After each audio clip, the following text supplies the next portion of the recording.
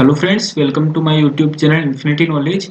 इस वीडियो के अंदर हम मॉडलिंग ऑफ सिंक्रोनस मशीन को कंटिन्यू रखेंगे। तो अब तक इस टॉपिक के अंदर हमने सबसे पहले जितनी भी हमारी फ्लक्स लिंकेज इक्वेशन थी सिंक्रोनस मशीन से रिलेटेड उन सबको लिखा। उसके बाद में जो हमारी वोल्टेज इक्वेशन थी सिंक्रोनस मशीन की उन सबको लिखा। उसके बाद में हमने उन सबको डीक्यू डोमेन के अंदर ट्रांसफर किया और उसके बाद में उन सबको हमने पर यूनिट के अंदर कन्वर्ट किया।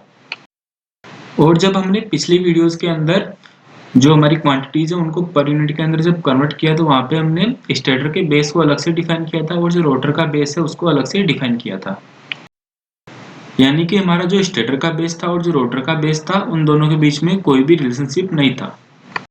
तो यहाँ जो हमारा ये वीडियो है इसका एम है कि हम जो रोटर बेस है हमारा और जो स्टेटर बेस है उन दोनों के बीच में हम रिलेशनशिप फाइंड करें। और यहाँ पर जो हम ये स्टेटर के बेस और जो रोटर के बेस में रिलेशनशिप फाइंड करेंगे वो इस हिसाब से करेंगे कि जिससे हमारे जितने भी पर यूनिट के अंदर एक्सप्रेशन है वो और सिंप्लीफाई हो जाए। तो यहाँ पर अब हमारा एम ये हो गया कि हमको स्टेटर के बेस और जो रोटर के बेस है उन दोनों के बीच में रिलेशनशिप फाइंड इस प्रकार करना है कि जिससे हमारी जितनी भी इक्वेशंस है पर यूनिट के अंदर वो हमारी सिंप्लीफाई हो जाए। तो अब हमारा जो एम है उसको पूरा करने के लिए मैं स्टेटर के बेस और रोटर के बेस के बीच में रिलेशनशिप इस प्रकार फाइंड करूंगा कि first the per unit mutual inductance between different winding are to be equal। अब इसका मतलब क्या है वो भी हम देख लेते हैं। मान लीजिए कि हमारे पास दो वाइंडिंग है, एक है M और एक है N। तो M और N के बीच में हमारे दो म्यूचुअल इंडक्टेंस होंगे, एक तो होगा L M N और एक होगा L N M। तो हमको क्या करना है, इन दोनों को इक्वल करना है। अब यहाँ पर जो हमारी सिंक्रोनस मशीन है उसके अंदर कितनी वाइंडिंग्स है वो भी हम यहाँ पे लिख लेते हैं। एक है हमारी के डी वाइंडिंग, एक है के क्यू, एक है एफ डी और है ए बी सी वाइंडिंग। जो म्यूचुअल इंडक्टेंस होगा वो हमारा एक तो के डी और एबीसी के बीच में होगा, एक के डी और एफ डी के बीच में होगा, एक के क्यू और एबीसी के बीच में होगा और एक एफ डी और एबीसी के बीच में होगा। के डी और के क्यू के बीच में कोई भी म्यूचुअल इंडक्टेंस नहीं है। इसी तरह के क्यू और एफ डी के बीच में भी कोई म्यूचुअल इंडक्टेंस नहीं है क्योंकि ये वाइंडिंग्स आपस में परपेंडिकुलर है। तो यहाँ पे L M N equals to L N M करने का मतलब ये है कि यहाँ पे हम एल ए के डी पर यूनिट इसको इक्वल करेंगे एल के डी ए के, और इसी तरह बाकी जितने भी रिलेशनशिप बनते हैं उन सबको इक्वल करेंगे। जैसे फॉर एग्जांपल एल के क्यू ए को इक्वल करेंगे एल ए के क्यू के, एल एफ डी ए को इक्वल करेंगे एल ए एफ डी के। और हमने जितने भी फ्लक्स लिंकेज के एक्सप्रेशन लिखे हैं वहां पे कहीं पे भी एल बी के डी और एल के डी भी नहीं है क्योंकि उन सबको हमने एल ए के डी और एल के डी ए की फॉर्म के अंदर कन्वर्ट कर दिया था, वो आप पीछे देख सकते हैं। तो जो हमारा एम था कि हमको स्टेटर बेस और रोटर के बीच के अंदर रिलेशनशिप इस प्रकार फाइंड करना है कि जो हमारे पर यूनिट के अंदर जितने भी एक्सप्रेशन है वो हमारे सिंप्लीफाई हो जाए। तो उस एम को पूरा करने के लिए हम फर्स्ट काम तो ये करेंगे कि हम जो हमारा बेस है उनके बीच में जो रिलेशनशिप फाइंड कर रहे हैं वो इस प्रकार करेंगे कि जो एल एम एन है वो हमारा एल एन एम के इक्वल आ जाए। और जो हमारा एम है उसको पूरा करने के लिए दूसरा काम हम यह करेंगे कि all per unit mutual inductance between stator and rotor circuits in each axis are to be equal। तो यहाँ पर जो मैंने ये स्टेटमेंट दिया है इसका मतलब भी हम देख लेते हैं। जो हमारी सिंक्रोनस मशीन है उसके अंदर डी एक्सिस पे हमारी दो वाइंडिंग है, एक तो हमारी के डी और एक है हमारी एफ डी। तो यहाँ पर ये जो सेकंड स्टेटमेंट है इसके अंदर हम करने क्या वाले हैं, जो हमारा एल ए के डी है उसको इक्वल करने वाले हैं एल ए एफ डी के, और इसको इक्वल करने वाले हैं हम एल ए डी के। ये एल ए डी क्या है ये हम थोड़ी देर में देखने वाले हैं। और ये जितने भी इंडक्टेंस है यहाँ पे ये सब के सब पर यूनिट के अंदर है। तो यहाँ पर हमने क्या किया है कि जितनी भी डी एक्सिस के ऊपर हमारी वाइंडिंग्स थी उन सब के इंडक्टेंस को हमने इक्वल कर दिया है यहाँ पे। इसी तरह जो हमारी सिंक्रोनस मशीन है उसकी क्यू एक्सिस के ऊपर हमारी वाइंडिंग होती है के क्यू। तो हम क्या करने वाले हैं यहाँ पे एल ए क्यू को इक्वल करने वाले हैं एल ए के क्यू के। यहाँ पर ये दोनों भी पर यूनिट के अंदर है और जो एल ए क्यू है इसका मतलब हम थोड़ी देर में देखने वाले हैं। तो यहाँ पर तो हमने क्या किया है कि जितनी भी डी एक्सिस के ऊपर हमारे इंडक्टेंस है उन सबको इक्वल किया है, और यहाँ पे हमने क्या किया है कि जितने भी क्यू एक्सिस के ऊपर इंडक्टेंस है उन सबको हमने इक्वल किया है। यहाँ पे इसके इक्वल टू एल के क्यू ए लिखने का कोई मतलब नहीं है, क्योंकि एल ए के क्यू को एल के क्यू ए के इक्वल हम पहले ही कर चुके हैं। इसी तरह यहाँ पे एल एफ डी इसके इक्वल टू में एल एफ डी लिखने का कोई मतलब नहीं है, क्योंकि उन दोनों के इक्वल हम पहले ही कर चुके हैं। तो जो हमारा एम था उसको पूरा हम इस प्रकार करेंगे कि L M N equal to हो जाए हमारा एल एन एम के, और जो हमारे सेम एक्सिस के ऊपर जितने भी इंडक्टेंस है वो आपस में इक्वल हो जाए। इन सबको इक्वल करने का फायदा क्या होगा? इनको इक्वल करने का फायदा ये होगा कि हमारी जो फ्लक्स लिंकेज इक्वेशन है पर यूनिट के अंदर वो हमारी सिंप्लीफाई हो जाएगी। अब जो हमारा एम था उसको मैं एक बार दोबारा रिपीट कर देता हूँ। हमारा एम था स्टेटर बेस और रोटर बेस के बीच में रिलेशनशिप फाइंड करना, इस प्रकार की हमारे जो पर यूनिट के अंदर फ्लक्स लिंकेज की जो इक्वेशंस है वो हमारी सिंप्लीफाई हो जाए। और यहाँ पर हमने जो ये इंडक्टेंस है उन सबको इक्वल इसलिए किया है ताकि हमारा जो फ्लक्स लिंकेज के एक्सप्रेशन है वो हमारे सिंप्लीफाई हो जाए। तो आइए अब हम चलते हैं हमारे एम की तरफ। तो हमारे एम को पूरा करने के लिए हम फर्स्ट काम क्या करेंगे, हम इक्वल करेंगे एल एम एन को एल एन एम के।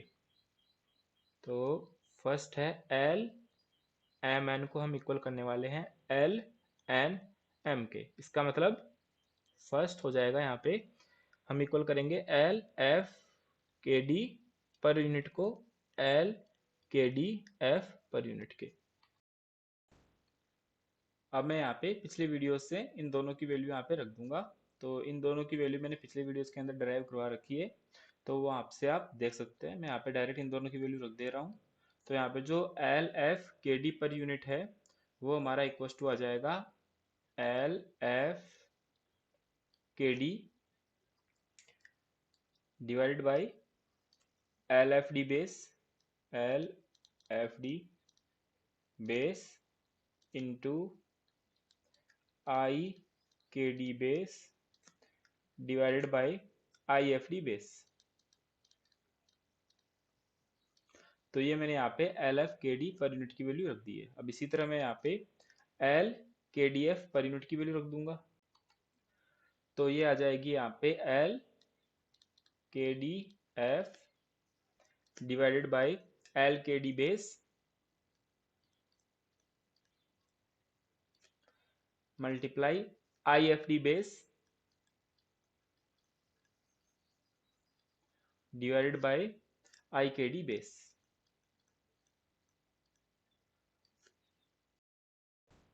अब इसके बाद में नेक्स्ट हम क्या करेंगे कि यहाँ पे जो एल एफ के डी है और जो एल के डी एफ है इनको हम इक्वल अज्यूम कर लेंगे। इनको इक्वल अज्यूम करने का रीजन क्या हो सकता है वो भी हम यहाँ पे देख लेते हैं। हमको पता है कि जो साई है वो इक्वल टू होता है एल आई के, और ये इक्वल टू होता है एन फाई के। तो जो इंडक्टेंस है वो इक्वल टू हो जाएगा यहाँ से एन फाई डिवाइडेड बाई आई।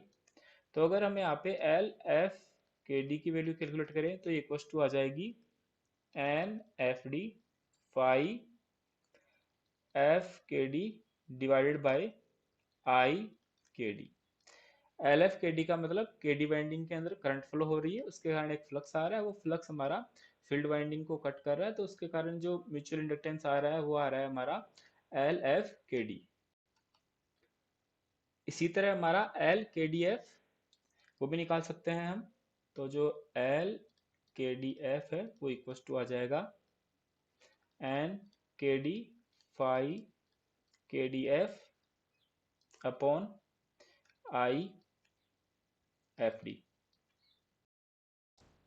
अब यहाँ पे ये दोनों इक्वल है, ये दोनों इक्वल होने का मतलब यहाँ पे ये दोनों भी इक्वल है। इसका मतलब जो हमने एन एफ डी और जो एन के डी है उनको इस हिसाब से सेट कर रखा है कि ये जो दोनों है वो हमारे इक्वल हो जाएं। तो ये इसका लॉजिक है कि ये दोनों इक्वल क्यों आए। ये दोनों इक्वल इसलिए आए क्योंकि इन दोनों ये दोनों है जो एन एफ डी और जो एन के डी है उस हिसाब से सेट है कि ये दोनों हमारे इक्वल हो जाएं। तो ये दोनों अगर इक्वल है तो ये दोनों कैंसिल आउट हो जाएंगे, एल एफ के डी और एल के डी एफ। तो इनको हम कैंसिल आउट कर देते हैं यहाँ पे। अब जब हम इसको मल्टीप्लाई करवाएंगे तो क्या आएगा, यहाँ से आई के डी बेस से मल्टीप्लाई होके हो जाएगा आई के डी बेस का स्क्वायर, और इसके मल्टीप्लाई में आ जाएगा एल के डी बेस। और इसी तरह इसको जब इससे मल्टीप्लाई करवाएंगे तो ये हो जाएगा आई एफ डी बेस का square into L F D base. तो इसको मैं यहाँ पे नीचे लिख दे रहा हूँ। तो यहाँ पे आ जाएगा आई के डी बेस का square into L K D base equals to I F D base का square into L F D base, L F D base. अब इसके बाद में हम क्या करते हैं कि ये जो दोनों साइड है इनको हम ओमेगा बेस से मल्टीप्लाई करवा देते हैं, यानी जो स्पीड है उसके बेस से हम मल्टीप्लाई करवा रहे हैं यहाँ पे। तो आई के डी बेस का square into L K D base into omega base equals to I F D base का square into L F D base into omega base. अब यहाँ से हम L इंटू आई को लिख सकते हैं साइन, तो L इंटू आई को यहाँ पे मैं लिख दूंगा साइन के डी बेस, साइन के डी बेस, और यहाँ पे एक आई के डी बेस बच जाएगा और ओमेगा बेस बच जाएगा। ये इक्वल टू आ जाएगा। इसी तरह यहाँ पे L इंटू आई को हम लिख देंगे psi F D base into I F D base into omega base. अब यहाँ पे जो साइन इंटू ओमेगा है वो हमारा होता है ईएमएफ के इक्वल, ये भी मैंने पिछले वीडियोस के अंदर बता रखा है। तो साइन इंटू ओमेगा को लिख देंगे हम ई K D base into I K D base equals to आ जाएगा ये ई F D base into I F D base. तो ये हमारा एक यहाँ पे रिलेशनशिप आ गया। अब जो हमने ये इक्वेशन डेराइव की है इसको मैं इक्वेशन नंबर फर्स्ट बोल देता हूँ। अब नेक्स्ट हम क्या करेंगे, नेक्स्ट हम L A F D per unit को इक्वल करेंगे L F D A per unit के। तो आइए अब हम ये करते हैं। तो अब हम इक्वल करने वाले हैं L A F D per unit को L F D A per unit के, L F D A per unit के। तो पिछले वीडियोस के अंदर भी मैंने इन दोनों की वैल्यू डिराइव करवा रखी है, तो वहां से आप इन दोनों की वैल्यू जब रख दोगे तो ये इक्वेशन बन जाएगी हमारी L A F D divided by L S base into I F D base divided by I S base equals to 3/2 L F D A divided by L F D base into I S base divided by I F D base, I F D base. अब next क्या करेंगे, हम इन दोनों को equal assume कर लेंगे। जैसे अभी मैंने थोड़ी देर पहले एल के डी एफ और एल एफ के डी को इक्वल एज्यूम किया था, सेम लॉजिक से हम इन दोनों को इक्वल एज्यूम कर रहे हैं। तो ये दोनों हमारे कैंसिल आउट हो जाएंगे, एल ए एफ डी और एल एफ डी ए। तो अब जब हम इनको क्रॉस मल्टीप्लाई करवाएंगे तो ये बन जाएंगे हमारे पास आई एफ डी बेस का square into L F D base equals to 3/2 I S base into L S, इसका square into L S base. अब इनको हम ओमेगा बेस से मल्टीप्लाई करवाएंगे और जो इक्वेशन है उसको सिंप्लीफाई करेंगे तो ये बन जाएगा हमारे पास E F D base into I F D base equals to 3/2 E S base into I S base.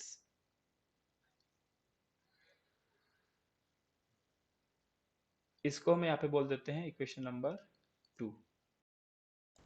यहाँ पे जो ई F D base into I F D base है ये क्या है हमारा, ये हमारी वी ए बेस है, किसके लिए, रोटर की फील्ड वाइंडिंग के लिए, क्योंकि ई इंटू आई क्या होता है, हमारा पावर होता है। तो ये वी ए बेस है हमारी हमारी रोटर की फील्ड वाइंडिंग के लिए, और ये हमारा स्टेटर का three phase V A base है। ये हमारा स्टेटर का three phase V A base है, और ये हमारा रोटर की फील्ड वाइंडिंग का वी ए बेस है। इसी तरह जो हमारी इक्वेशन नंबर फर्स्ट थी, वहां से भी हम बोल सकते हैं कि ये यहाँ पर जो है हमारा, ये है रोटर का वी ए बेस, किसके लिए, रोटर की जो के डी वाइंडिंग है उसके लिए वी ए बेस, और ये है हमारा रोटर की जो फील्ड वाइंडिंग है उसके लिए V A base.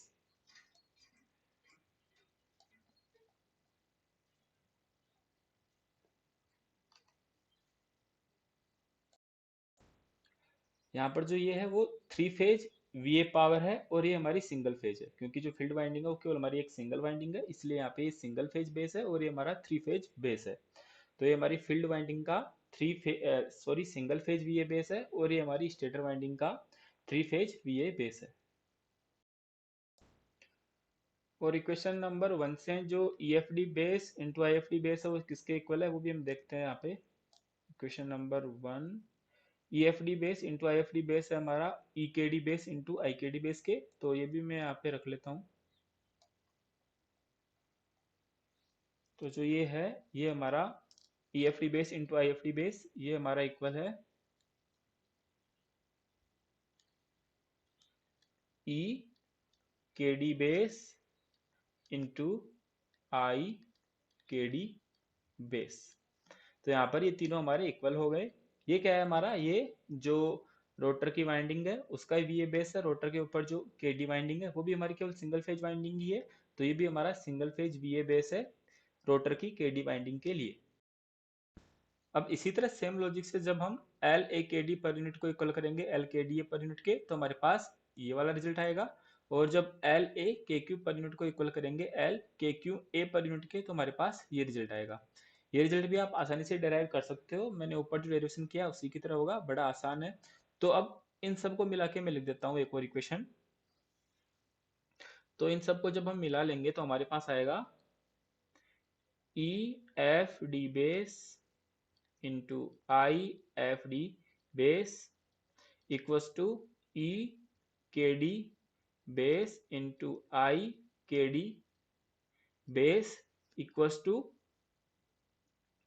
E K Q base into I K Q base equals to 3/2 E S base into I S base. तो यहाँ पर जो भी हमने यहाँ पे इक्वेशन डेराइव की उन सबको मिला के मैंने यहाँ पे ये इक्वेशन लिख दी। तो यहाँ पर जो ये तीनों है, ये तीनों है हमारे रोटर के V A base, rotor winding के वी ए बेस, और ये है हमारा स्टेटर का थ्री फेज वाइंडिंग का वी ए बेस। तो यहाँ से हम क्या बोल सकते हैं कि जो वी ए बेस रोटर का वी ए बेस है, वी ए बेस जो हमारा रोटर का है वो किसके इक्वल आ रहा है, वो आ रहा है three phase V A base of stator के। यहाँ जो वी ए बेस रोटर है उसके अंदर यहाँ पे ये तीनों आ गए, और जो स्टेटर का बेस है उसके अंदर ये आ गया। तो अगर हमको स्टेटर के बेस और रोटर के बेस के अंदर रिलेशनशिप फाइंड करने के लिए अगर एल एम एन को एल एन एम पर यूनिट के इक्वल करवाना है, तो उस कंडीशन के अंदर क्या होना चाहिए, उसके अंदर जो रोटर का वी ए बेस है वो थ्री फेज स्टेटर के वी ए बेस के इक्वल होना चाहिए। यहाँ पर अभी हम रोटर के लिए केवल वी ए बेस यानी पावर के बेस को ही डिराइव कर पाए हैं, अभी हमको यहाँ पे एक और बेस डिराइव करना पड़ेगा। एक और बेस क्यों, हमको पता है कि हमारे इलेक्ट्रिकल सिस्टम के अंदर चार क्वांटिटी होती है, एक तो एस यानी अपरेंट पावर, एक होता है वोल्टेज, एक होता है करंट, और एक होता है इम्पीडेंस। तो यहाँ पर अगर इन चारों में से हमको दो नोन है तो बाकी के दो भी हम फाइंड कर सकते हैं। तो अभी तक तो हमने केवल यहाँ पे एस बेस ही फाइंड किया है, तो एस बेस फाइंड करने से तो काम चलेगा नहीं, क्योंकि एस बेस फाइंड करने से हम बाकी के बेस फाइंड नहीं कर सकते। तो यहाँ पे अब हमको एक और बेस फाइंड करना पड़ेगा। हमने जब पर यूनिट सिस्टम को स्टार्ट किया था तो वहाँ पे हमने स्टेटर के लिए हमने केवल वी बेस और आई बेस डिफाइन किया था। तो अगर स्टेटर के लिए हमको वी बेस और आई बेस पता है तो बाकी के सारे बेस हम स्टेटर के लिए फाइंड कर सकते हैं। अब इन्हीं बेस को यूज करते हुए, मतलब वी बेस और आई बेस को यूज करते हुए हमने रोटर के लिए एक बेस फाइंड कर लिया है। मतलब हमने स्टेटर के बेस को यूज करते हुए हमने रोटर का एक बेस फाइंड कर लिया है। अभी हमको रोटर के लिए एक और बेस फाइंड करना है स्टेटर के बेस को यूज करते हुए। तो वो काम हम नेक्स्ट वीडियो के अंदर करेंगे। आज के लिए इतना ही। Thank you.